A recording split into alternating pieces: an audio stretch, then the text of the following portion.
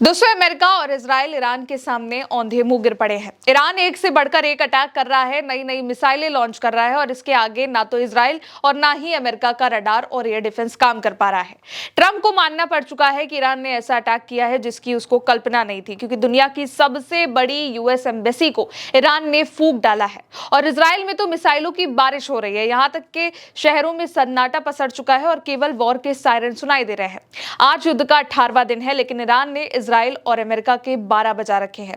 एक एक तस्वीर आपको दिखाते हैं दोस्तों कि ईरान क्या तबाही मचा रहा है। और अब अमेरिका नहीं बल्कि दुनिया के देश ईरान के आगे झुकने को तैयार हो गए हैं। सबसे पहले आज की जो सबसे बड़ी खबर है वो ये है कि ईरान ने दुनिया की सबसे बड़ी एम्बेसी को बारूद कर दिया है, तहस नहस कर दिया है। मिसाइलें और ड्रोन की बौछार कर दी है और 4 लोगों की जान जाने की भी खबर है।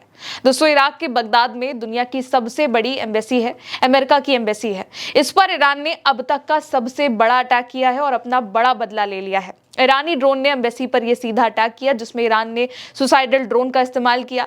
एक ड्रोन एम्बेसी कंपाउंड के अंदर हिट हुआ और इसके के बाद एम्बेसी में भयानक आग लगी, धुआं निकलने लगा। यूएस एम्बेसी ने पहले ही अमेरिकन को कह दिया था कि लीव इराक नाउ, और यह अलर्ट जारी कर दिया गया था। जबकि एम्बेसी अमेरिका की ग्रीन जोन में है, यानी कि सेफ जोन में। लेकिन अब ये सेफ नहीं रही है, क्योंकि ईरान ने यहाँ पर ड्रोन अटैक करना शुरू कर दिया और काफी दिनों से यहाँ के आसमान पर ड्रोन भी दिखाई दे रहे थे।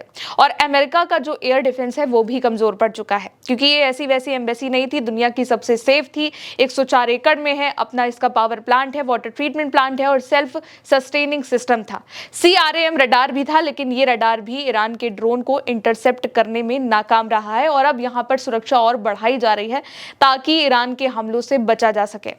दूसरी खबर दोस्तों, इजराइल में भयानक मंजर है। एक साथ ईरान इतनी मिसाइलें, इतने ड्रोन दाग रहा है कि आसमान में मिसाइलों की बारिश हो रही है और इतने भयानक वीडियो, इतनी भयानक तस्वीरें हैं कि रात है, आसमान काला है, लेकिन फिर भी ईरानी मिसाइलों से इजराइल का आसमान पड़ चुका है। ईरान ने मिसाइलों की 57वीं वेव लॉन्च कर दी है और एक से एक खतरनाक मिसाइलें दागी हैं। और केवल ईरान नहीं, हिजबुल्लाह ने भी इजराइल पर भयानक हमला कर दिया है, जिसकी ये तस्वीरें हैं। तीसरी खबर है दोस्तों, इजराइल पर हिजबुल्लाह का ये बड़ा अटैक कर दिया है, जो उसने पूरा इलाका हिजबुल्लाह ने अपने अटैक से उड़ा डाला है। हिजबुल्लाह के ड्रोन और अटैक ने पूरे शहर में, इजराइल में केवल आग दिखाई दे रही है इस अटैक के बाद। और ये तस्वीरें इजराइल के नहरिया की हैं। यहाँ पर हिजबुल्लाह ने अब तक का सबसे बड़ा अटैक किया है और एक साथ 9 रॉकेट दागे हैं, ड्रोन दागे हैं। और ये ड्रोन और रॉकेट रेजिडेंशियल बिल्डिंग पर लगे हैं, जिससे पूरे इलाके में आग लगी, आसपास धमाका सुनाई दिया। इजराइल के एयर डिफेंस ने कई रॉकेट्स को इंटरसेप्ट करने की कोशिश भी करी थी, लेकिन वो भी इसमें फेल हो गए, क्योंकि हिजबुल्लाह ने ये अब तक का सबसे बड़ा अटैक किया है। हिजबुल्लाह भी इजराइल से एक अलग लड़ाई लड़ रहा है। हालांकि वो ईरान के समर्थन में लड़ रहा है, लेकिन अब हिजबुल्लाह का ये सबसे बड़ा अटैक आज का माना जा रहा है। और इस अटैक का असर ये है कि अमेरिका तक पहुंच चुका है। अमेरिका ने अब ये मान लिया है कि ईरान को हराना मुश्किल है। ईरान बड़े अटैक कर रहा है और उन अटैक को इंटरसेप्ट करना उनके लिए मुश्किल है। डोनाल्ड ट्रंप ये कह रहे हैं कि उन्हें जरा सा भी अंदाजा नहीं था कि ईरान ऐसा अटैक करेगा मिडिल ईस्ट में कि उसके अमेरिकी बेसिस पर, ऑयल टैंकर पर इस बेकदरी से हमला करेगा।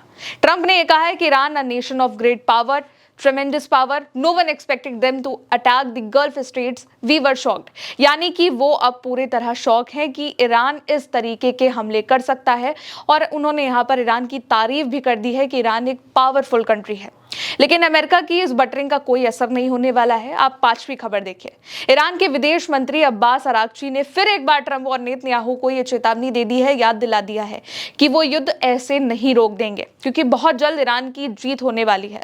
अरागची ने कहा है कि युद्ध तभी खत्म होगा जब यूएस और इजराइल ईरान की मांगे मानेगा, जो शर्तें उन्होंने रखी हैं उसको मानेगा। और ये वॉर तब तक चलती रहेगी जब तक अमेरिका और इजराइल ये समझ नहीं जाता है कि ईरान से पंगा लेना उनकी सबसे बड़ी गलती है, क्योंकि ईरान अपने हमले रोकने को बिल्कुल भी तैयार नहीं है। उसके पास 10 साल तक लड़ने की तैयारी है। अब ईरान रुकने को तैयार नहीं है और इजराइल और अमेरिका के अकेले बस की नहीं है कि वो ईरान को रोक सके। इसलिए अमेरिका के जो विदेश मंत्री हैं मार्को रूबियो, उन्होंने दुनिया भर में अपने दूतावासों और डिप्लोमेट्स को ये निर्देश दे दिया है कि वो दूसरे देशों की सरकार से बात करें और उन्हें ईरान के खिलाफ कदम उठाने के लिए मजबूर करें। अमेरिका का कहना है कि ईरान और उससे जुड़े समूहों की तरफ से हमले का खतरा बढ़ गया है, यानी कि अमेरिका पर हमले का खतरा बढ़ चुका है और जहां भी उसके बेसिस है वहां पर भी खतरा बढ़ा हुआ है।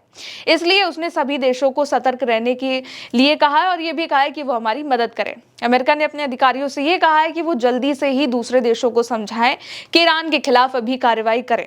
यानी कि कुल मिलाकर वो दूसरे देशों को कन्विंस करना चाह रहे हैं कि वो भी ईरान के खिलाफ लड़े, लेकिन कोई भी देश ईरान के खिलाफ लड़ने को तैयार नहीं है। कोई देश कुछ करे या ना करे, ईरान बहुत ही तेजी से कार्रवाई कर रहा है। 10 लोगों को ईरान ने अब फिर अरेस्ट किया है। जासूसी के आरोप में ईरान में रेवोल्यूशनरी गार्ड कॉर्प्स ने उत्तर पूर्वी इलाके से 10 विदेशी नागरिकों को गिरफ्तार किया है और ये वो लोग हैं जो ईरान के सेंसिटिव इलाकों में जा रहे थे, वहां की जानकारी जुटा रहे थे और किसी बड़े ऑपरेशन की तैयारी कर रहे थे, ऐसा IRGC का कहना है। लेकिन अब ईरान ने इनको पकड़ लिया है, अरेस्ट कर लिया है। इससे पहले भी ईरान में जासूसों को पकड़ा गया और एक बार फिर से 10 लोगों को ईरान ने अब अरेस्ट किया है। अब दोस्तों 8वीं खबर देखिए, ईरान ने इराक के होटल पर अटैक कर दिया है, इसलिए क्योंकि इसमें यूरोपीय संघ का ऑफिस बना था। इस होटल का नाम है अल राशिद होटल और ये बगदाद के ग्रीन जोन यानी कि ये भी एक हाई सिक्योर इलाके में है। यहाँ पर US एम्बेसी भी है जहां पर अटैक किया था और इराकी सरकार के ऑफिस और कई विदेशी डिप्लोमेटिक मिशन है। यहाँ पर ईरान ने एक्सप्लोजिव लैडेन ड्रोन से हमला किया है। होटल के अपर फ्लोर्स को टारगेट किया गया है और कहा जा रहा है इसमें अमेरिका और यूरोपीय संघ का ऑफिस है। होटल में European union advisory mission in Iraq का हेडक्वार्टर भी है और ये EU का इराक में सुरक्षा, पुलिस ट्रेनिंग और सिविलियन एडवाइजरी मिशन है। लेकिन इस पर ईरान ने अब बहुत बड़ा अटैक कर दिया है। इसकी इतनी ज्यादा खतरनाक तस्वीरें हैं कि ऐसा लग रहा है कि आसमान में मिसाइल और ड्रोन की बारिश हो रही है, क्योंकि लगातार ये अटैक कर रहा है। नवी खबर यह है कि अली लारिजानी नहीं रहे हैं और ऐसा हम नहीं कह रहे हैं बल्कि इजराइल कह रहा है। इजराइल ने अब ये दावा कर दिया है कि उन्होंने ईरान के top security chief Ali Larijani को मार गिराया है। इजराइल ने कहा है कि तेहरान के पास एक ओवरनाइट एयर स्ट्राइक में अली लारिजानी को टारगेट किया गया है। साथ ही बासिश फोर्स के कमांडर गुलमिर्जा सोलेमानी को भी मार गिराया गया है, लेकिन अभी ये खबर कंफर्म नहीं है। लेकिन इजराइल के वेस्ट बैंक की जो तस्वीरें हैं अब आपको वो भी दिखाते हैं। वेस्ट बैंक जो कि इजरायली ऑक्यूपाइड फिलिस्तीन है, वहां पर ईरान ने बहुत बड़ा अटैक किया है और इसकी तस्वीरें भी सामने आ चुकी हैं। इससे पहले भी यहां पर ईरान ने अटैक किया था और अब एक बार फिर एक और अटैक की तस्वीरें आई हैं, जिसमें सामने से कई सारी मिसाइलें एक साथ लॉन्च होती हुई दिखाई दे रही हैं। कुल मिलाकर दोस्तों ईरान के हमले रुक नहीं रहे हैं। ईरान लगातार अटैक कर रहा है। उसने दुनिया की सबसे बड़ी एम्बेसी पर अटैक कर दिया है और कोई भी देश ईरान के खिलाफ जाने को तैयार नहीं है। और अब ट्रंप भी ये मान रहे हैं, उन्होंने भी ये कह दिया है कि ईरान से लड़ना आसान नहीं है और ईरान एक बहादुर देश है और वो ऐसे घातक हमले करेगा, ऐसी इनको जरा भी भनक नहीं थी। आज के तमाम ये 10 अपडेट्स से जो हमने आप तक पहुंचाए, हमारे चैनल पर और भी अपडेट्स आपको मिलेंगे। लगातार हम आप तक वॉर की सटीक खबरें पहुंचा रहे हैं, तथ्यों के साथ पहुंचा रहे हैं, क्योंकि इस वक्त कई सारी ऐसी भी वीडियोस आ रही हैं, ऐसी भी खबरें आ रही हैं जो कि AI जनरेटेड वीडियो पर बेस्ड हैं। इसलिए हम आप तक वही पहुंचा रहे हैं जो तथ्यों के साथ है, जिनका फैक्ट चेक हो रहा है। फिलहाल मेरे साथ इस खबर में इतना ही। आप देखते रहिए उल्टा चश्मा UC। मेरा नाम है गौरी। शुक्रिया।